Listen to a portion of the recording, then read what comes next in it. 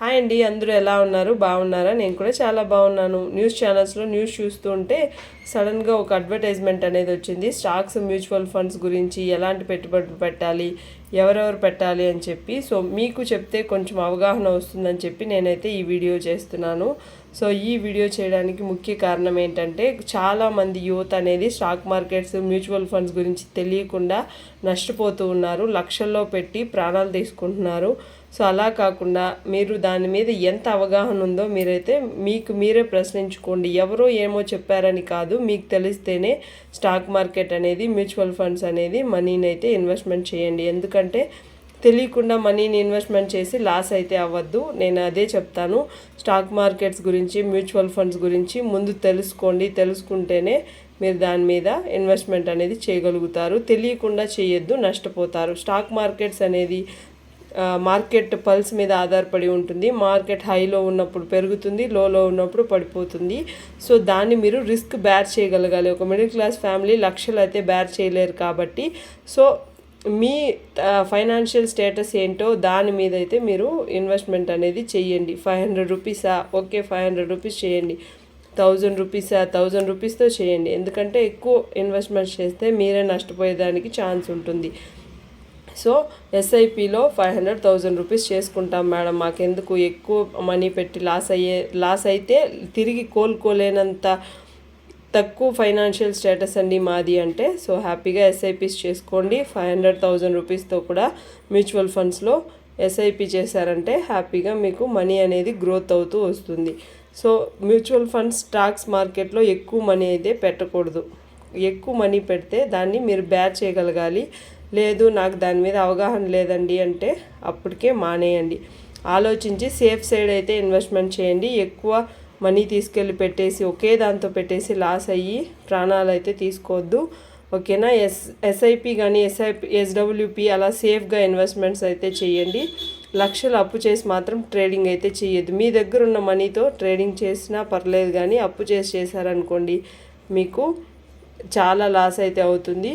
Trading అనేది మీకు తెలిస్తేనే చేయండి, తెలియకపోతే అస్సలు చేయొద్దు.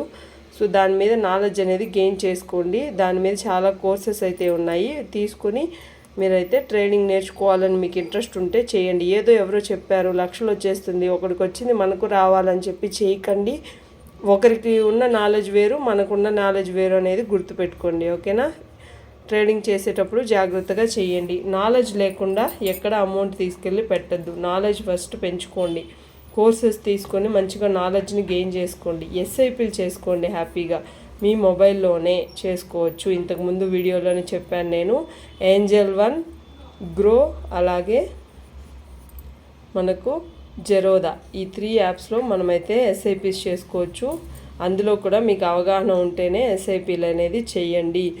గోల్డ్ బాండ్స్ కొనుక్కోండి, లేదంటే మీ దగ్గర మనీ ఉంటే గోల్డ్ మీద ఇన్వెస్ట్మెంట్ చేయండి. గోల్డ్ బాండ్స్ హ్యాపీగా సేఫ్గా మనీ అయితే రిటర్న్ వస్తుంది కాబట్టి గోల్డ్ బాండ్స్ అనేది కొనుక్కోండి. ట్రేడింగ్లు చేయాలంటే మార్కెట్ పల్స్ అనేది మీకు తెలిసి ఉండాలి. చాలా మార్కెట్ రిస్క్స్ అయితే ఉంటుంది. ఫస్ట్ మీకు తెలిస్తేనే దాని మీద అయితే వెళ్ళండి. ఏదో సినిమాలో చూసినంత ఈజీగా అయితే మనీ అయితే మనకు రాదనమాట. మ్యూచువల్ ఫండ్స్ కానీ స్టాక్ మార్కెట్లో కానీ ఎవరో చెప్పారని చాలా వీడియోస్ సోషల్ మీడియాలోనే చూస్తూ ఉంటాము. సో అలాంటప్పుడు మీరు దాని మీద అవగాహన లేకుండా వెళ్ళి మనీ అయితే పెట్టేయద్దు. సో ఒకదాంతో పెట్టుబడి పెట్టద్దు, మనీని డైవర్సిఫై చేసుకోండి. ఒక్కొక్క దాంతో ఒక్కొక్కలాగా ఇన్వెస్ట్మెంట్ అనేది చెయ్యండి. సో అంతేకాని ఎక్కువ అమౌంట్ పెట్టేయద్దు. ఎందులో కూడా కానీ లాభం వచ్చినా పర్లేదు, వెయిట్ చేయండి. సో మనం వెయిట్ అనేది చాలా ఇంపార్టెంట్. వెయిట్ చేసి కావాలంటే మీకు దాని మీద అవగాహన ఉంటే అయితే మీరు మనీని అయితే సేఫ్ సైడ్గా ఇన్వెస్ట్మెంట్ చేయొచ్చు. కానీ మీకు తెలియకుండా లక్షలు అప్పు చేసి మరీ పెట్టద్దు. రీసెంట్గా వీడియోస్ అంటే నేను సోషల్ మీడియాలో చూశానమాట. ఒక విలేజ్లో ఒక చిన్న పిల్లాన్ని ఫ్యామిలీ అంతా ఎంకరేజ్ చేసి మరీ ట్రేడింగ్ చేపిస్తుందని చెప్పి. సో అలాంటివి అస్సలు చేయొద్దు. పిల్లలు చదువుకోవాల్సిన ఏజ్లో చదువుకోనివ్వండి. ఇలాంటి ట్రేడింగ్ అని చెప్పి స్టాక్ మార్కెట్స్, మ్యూచువల్ ఫండ్స్ మీద ఎక్కువ ఇంట్రెస్ట్ చూపించద్దండి. ఎందుకంటే మీ లైఫ్ అనేది స్టడీస్ మీదనే ఆధారపడి ఉంటుంది. సో ఓకేనా అండి? సో తెలియని ఏజ్లో వాళ్ళకి తెలియదు మనీ వాల్యూ ఏంటో. సో అలాంటప్పుడు వాళ్ళు లక్షలు పోగొట్టేస్తారు. దానికి బ్యాక్గ్రౌండ్ మీరే కాబట్టి మిడిల్ క్లాస్ ఫ్యామిలీస్ బాగా నలిగిపోతాయి. సో అలా కాకుండా జాగ్రత్తగా ఉండండి. సో ఆశ ఉండాలి కానీ అత్యాశ అయితే ఉండొద్దు. ఓకేనా? ఆశకు కూడా ఒక హద్దు అనేది ఉండాలి. సో అత్యాశకు పోయి ఇరుకులో పడద్దండి, ఓకేనా. మోసాలు ఎక్కువగా ఉంటాయి. ఇన్వెస్ట్మెంట్ చేసేటప్పుడు జాగ్రత్తగా ఉండండి. యాప్స్లో మీకు ఎంతవరకు తెలుసు, బ్యాంక్లో కానీ యాప్స్లో కానీ మీకు ఎంతవరకు దాని మీద అవగాహన ఉందో దాని త్రూ వెళ్ళండే కానీ ఎవరో ఏమో చెప్పారని చెప్పి మాత్రం మనీ అయితే ఇన్వెస్ట్మెంట్ చేయకండి, ఓకేనా. ఇంతవరకు చూసారంటే నా కంటెంట్ మీకు నచ్చుతుందని నేను అనుకుంటున్నాను. సబ్స్క్రైబ్ చేసుకోండి. Take care, bye.